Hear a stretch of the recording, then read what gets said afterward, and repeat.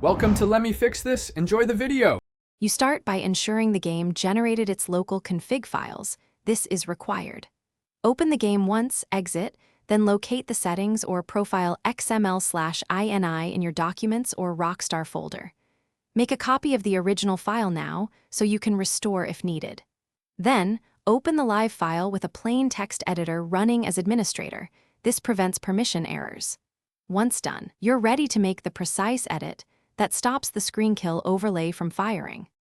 You now locate the exact parameter that controls post-death visuals. Search for keys like screen effects, death effect, or kill cam in the config. Change the numeric flag to 0 or the Boolean to false. Removing the entry can work but is riskier.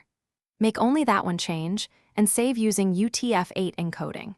You do this because disabling the flag prevents the game from loading the full-screen shader when you die, reducing stutter, and removing the kill overlay while keeping other effects intact.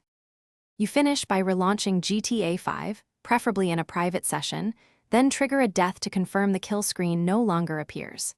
If nothing changed, make sure Cloud Sync didn't overwrite your local file. Disable Cloud Saves briefly and reapply the edit.